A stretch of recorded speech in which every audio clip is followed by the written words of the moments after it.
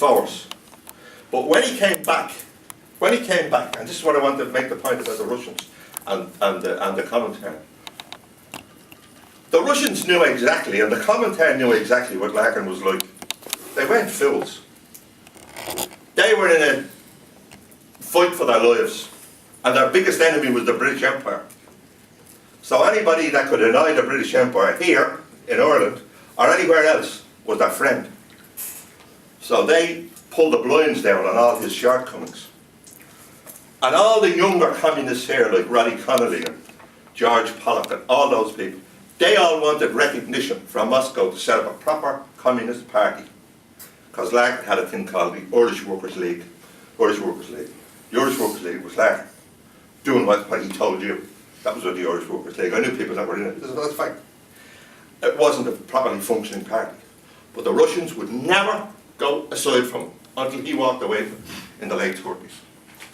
Contrast that with the Labour movement in Ireland, who destroyed him as soon as he come back. Who destroyed him. Now, he may have played into their hands, but they destroyed him and they drove him out of the transport union. It split the movement here for many, many years. It wasn't until the 40s that he went back. And in the 40s, when he went back, he established the Dublin Central Branch, which was a dynamo of activity here in the 40s. And led to the biggest victory of Labour in the Dublin Corporation in the late 40s. Established a differential rent system and established housing. Just for example, I lived in Cork Street in one room. We moved out in 1949 as a result of what Larkin done on the Dublin Corporation. Imagine this idea. We will build extraordinary houses in Crumlin and Cabra and all of that, right? And we'll give them to people, and how will they pay for it? On the basis of their ability to pay.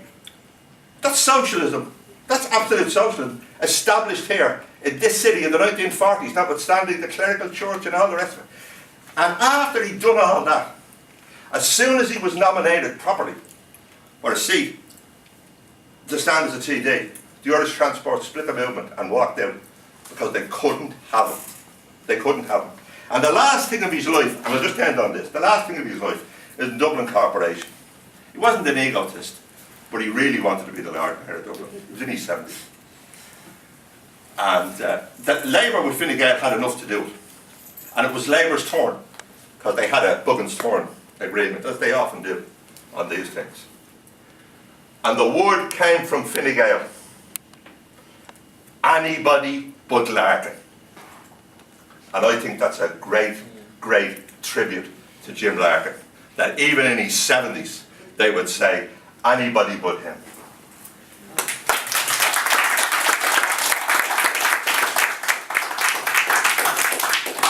That's the saddest letter I ever have to write, I must say.